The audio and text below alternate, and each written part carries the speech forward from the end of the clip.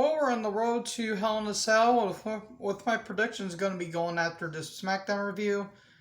This was a show to say the least. I'm also P6 back to another video, and today I'm doing my Smackdown review. And guys, 3 matches, and we're on the way to Hell in a Cell. And ooh, this one was a tough one. Now there was some good, there was some good on SmackDown last night, but oh boy. Oh, I'm gonna be critical to one particular match, and if you guys know, then you will know. Anyways, let's get into this review proper now, shall we? We get a video recap of the Reigns and Mysterio situation. With Dominic being tossed last week, which I hope he landed on a crash pad, because yeah, that did not look good. Ray comes down and he posts on Twitter that he doesn't want to wait till Sunday. He wants to have a Hell in a Cell match on SmackDown. About that, he calls out Roman, and then the cell comes down, and then Reigns and Heyman come down, and he says, "Are you sure you want to do this? Are you sure you want to do this? It's like you and your kids. It's like you and your mother and your father are in bed. Are you sure you want to do this?" Have fun in seeing that. That weirded out people, but that's the majority of my humor. Okay, I'll go into way better detail on this tonight. We get a Commander Aziz light with the Nigerian nail. We get a video package of him running a rough shot all over people. Yes, I have a Cold War in the background, and no, I'm not gonna be playing it. I was playing some Zambambos. So, anyways, without distraction out of the way. Big E and Kevin Owens backstage talking about their tag match and talking about how Owens is proud to be with one of the strongest men in the WWE roster, which is true because Big E has bench pressed 519 pounds, and I could barely lift a quarter of that, let alone 519. And 9-time, tag champion, and Big E's being hyped up. So we get Big E and Kevin Owens versus Apollo Crews, the Intercontinental Champion, and Commander Aziz light with the Nigerian nail. Sami Zayn joins commentary. Match was fine. I didn't mind it. Commander Aziz, aka Babatunde. One, I credit him to wrestling in that gear. Seriously. Him wrestling in that gear, it probably wasn't comfortable, but man, he can pull that off. And it was good, showcasing Aziz, as a big guy running roughshod all over people. And in the end, Zayn distracts Owens, and then Nigerian no, and then cover 1, 2, 3. Okay, Aziz and Crews win. I didn't mind that. I didn't actually mind this match. Aziz was the bigger man, Big David versus Goliath, trying,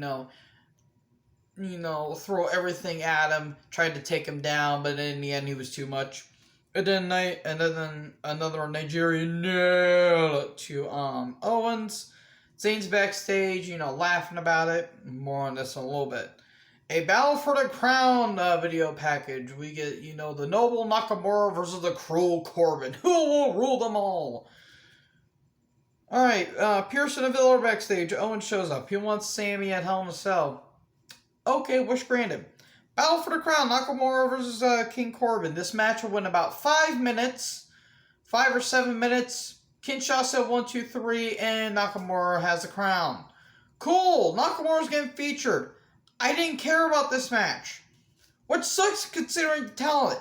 If you guys may not know this, but Corbin's actually a very damn good wrestler. I've given my critical, acclaims to Corbin in the past, and while yes, he was pretty overrated back in 2019 and 2018, he's not a bad wrestler. He's just got a very bland and boring gimmick.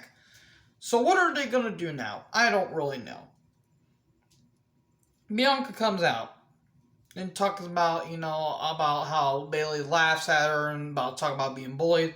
She wants a Hell in a Cell match. Because, of course, the women need a Hell in a Cell match every year. Look, I'm all for that. But you're overexposing your stuff with both genders. You do it at Elimination Chamber. Then you do it at Money in the Bank. Then you do it at Hell in a Cell. And then you do it at War Games. Let the women have one thing and let the men have the other. If you want the men to have an Elimination Chamber match, fine. Have the women then have a Money in the Bank ladder match. And let's say the men have a gauntlet match to whoever wins the briefcase. Okay, fine. And then maybe you can do one for Hell in a Cell. You have the men have a Hell in a Cell match, and then maybe the women can have it next year. You can't do it twice every year. Hell, they did it 3 times last year. And that's way overproducing the product. WWE does not plan these things out, and it gets repetitive. With that being said, this match could be very good. Bayley accepts, they have a fight, and Bayley stands tall, and she's got, the title, and she's stepping on Bianca's braid, and the entire, Thunderdome pictures are being replaced with Becky, holding up the championship. Okay, this could be a good match. They just need to quit overproducing it because it gets repetitive to a point. And then Usos, Reigns situation, we get a recap of that. Reigns is backstage, and then Jimmy shows up. And he says, if you need any help, I can come out. Reigns says, I can handle this. We got Otis versus Dawkins, or do we? Otis, aka Chris Farley, with less personality. Or less charisma, I should say. Look, Otis is a good athlete for a big guy. I just don't have a reason to care about him.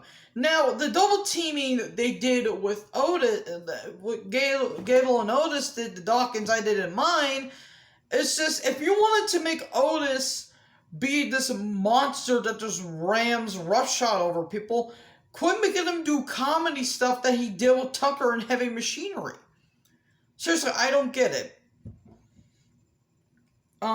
We get a nice, they're working over, Dawkins' shoulder.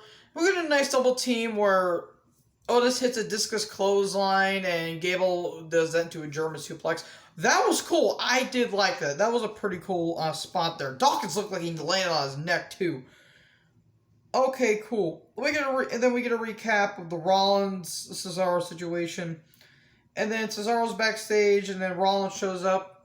Basically, they're having a match at Hell in a Cell. Why don't we sell this at Hell in a Cell? And then Cesaro, I think, talks crap about Rollins. I kind of tuned out of the show at this point. And then Rollins got angry. Oh boy. Then we get Roman Reigns versus Rey Mysterio for the Universal title at Hell in a Cell. The first ever Hell in a Cell match on WWE, network. And the first ever Hell in a Cell match in 22 years. The last time the Hell in a Cell was on a television, it was a taping, I believe. It was in 1998 with the tag team, a Hell in a Cell match between Undertaker and Austin, Stone Cold Steve Austin versus Kane and Mankind. That wasn't really a match. They just kind of, put it on there to set up the, I think it was set up, King of the Ring 98, I believe. Yeah, King of the Ring 98. And we all know what happened at King of the Ring 98. Foley flying through flying off the cell and then falling through the cell. How was Foley still alive? We don't know.